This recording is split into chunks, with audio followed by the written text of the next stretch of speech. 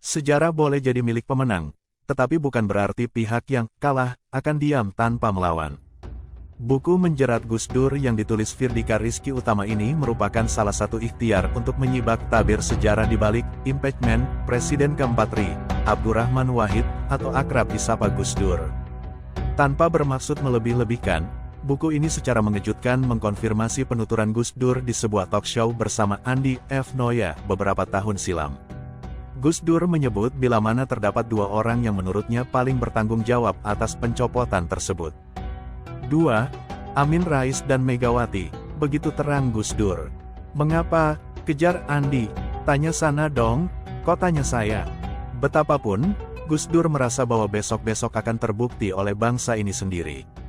Benar saja, 2 dekade pasca pelengseran, menyadur pengakuan Firdi di sebuah diskusi yang disiarkan 164 channel di YouTube, dokumen konfidental itu seolah mengiba kepada Firdi sewaktu melaksanakan tugas jurnalistik di kantor DPP Partai Golkar Medio 2017. Ya, ia mengiba, sebab nasib dokumen itu, masih menurut pengakuan Firdi, nyaris dikilokan, jika tidak dibuang, oleh petugas kebersihan. Padahal, ia secara lengkap mengungkap keterlibatan sejumlah nama tokoh dan elit politik yang saat ini masih hidup dan beberapa di antaranya bahkan bergentayangan di pemerintahan Presiden Joko Widodo. Dalam dokumen itu, semuanya tercatat rapi dengan peranannya masing-masing. Malahan, tidak hanya Amin Rais dan Megawati, mulai dari Anas Urbaningrum yang berlaku sebagai kurir, sampai Fuad Bawazir, dan paling sentral adalah Akbar Tanjung merupakan sederet nama yang turut berkiprah dalam sandiwara tersebut. Menariknya, Firdi tidak lantas menelan mentah-mentah dokumen fenomenal itu. Ia tetap skeptis. Dengan kata lain, sebagai seorang yang berlatar belakang disiplin ilmu sejarah sekaligus seorang jurnalis, ia tetap melakukan tugasnya dengan baik, bahkan terbilang cukup berani. Verifikasi. Ya, butuh sekiranya 2 tahun sejak penemuan dokumen hingga proses pembukuan. Berbekal amunisi tentang konteks historis pelengseran Gus Dur yang ia dapat dari penelusuran pustaka, baik digital maupun cetak, Firdi menjadwalkan pertemuan dengan sejumlah nama yang tercantum dalam dokumen tersebut sepanjang 2018. Hasilnya, beberapa tokoh sudi bertemu, beberapa lainnya enggan. Tetapi, mengingat proses dan hasil wawancara yang ditempuh Firdi, tidak berlebihan jika dokumen itu dinyatakan sahih adanya. Dengan demikian, buku ini sekaligus bisa dibilang mahal, sebab di dalamnya memuat lampiran dokumen yang tidak saja penting, tetapi juga berbahaya tentang skenario pelengseran Gus Dur. Sebagai contoh, ia dengan terang benderang menampilkan skenario semut merah, Semer, sebuah sandiwara politik untuk melemahkan legitimasi moral Gus Dur melalui berbagai upaya termasuk kasus Ajinomoto oleh MUI serta rekayasa Buloget dan Bruneigate, Helm. 358. Di titik inilah, hadirnya buku ini menemukan relevansinya. Pasalnya, ia dapat menjawab keraguan, dan pada saat yang sama menepis tuduhan sejumlah kasus yang terkadang menghantui bahkan menjadi senjata politis untuk mendelegitimasi konsistensi perjuangan Gus Dur, utamanya dalam mengemban amanat reformasi dan memberantas korupsi.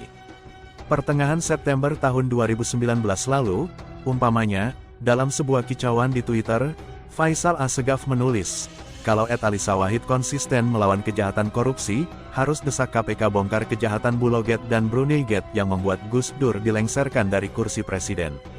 Kini terbukti bahwa sejumlah tuduhan itu hanyalah isapan jempol semata.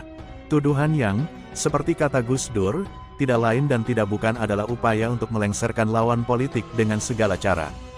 Kini, kepingan demi kepingan sejarah perlahan telah terungkap. Segera setelah penemuan dokumen rahasia yang tidak lagi rahasia itu, Firdi menceritakan sedikitnya ada 3 kali gelombang, sepanjang 2018 di mana rumahnya mendapat tamu tak diundang yang menanyakan keberadaan dokumen tersebut. Tapi senyatanya hal itu tidak lantas menyurutkan dia untuk tetap menuliskan buku tentang drama politik di balik penjatuhan Gus Dur ini. Seperti diakui oleh Firdi dalam sebuah ulasan di alif.id, tanggal 19 Agustus tahun 2019, buku ini tidak dimaksudkan untuk melemahkan lawan politik tertentu, baik dalam pemilu 2019 maupun lawan politik Gus Dur secara umum. Ia menulis buku Menjerat Gus Dur semata karena pasien jurnalistik serta disiplin ilmu sejarah yang ia geluti. Dan, seperti dipesankan oleh Alisa Wahid, putri sulung Gus Dur, bahwa buku ini bukan diniatkan untuk motif balas dendam. Sebaliknya, ia lebih diharapkan sebagai pelajaran agar kita tak selalu diwarisi awan gelap masa lalu, dan di atas itu semua catatan sejarah memang seharusnya diluruskan. Akhir kalam, mengingat buku ini menemukan momentumnya dengan satu dekade Hail Gus Dur, saya menganggapnya lebih sebagai manakib Gus Dur. Ia laiknya tradisi penulisan manakib pada umumnya yang dibacakan sewaktu peringatan Hail seorang ulama khaus. Bedanya, kalau pembacaan manakib Habib Ali bin Muhammad Al-Habsyi di Hail Solo pertengahan Desember lalu, misalnya, adalah tentang ibrah-ibrah dan hikmah-hikmah dari yang bersangkutan, manakib Gus Dur kali ini bercerita soal pahitnya kenyataan dari upaya penjatuhan Presiden keempat RI oleh sebuah kekuatan yang disebut Eni Sagita dalam lirik lagu Gus Dur sebagai reformis palsu.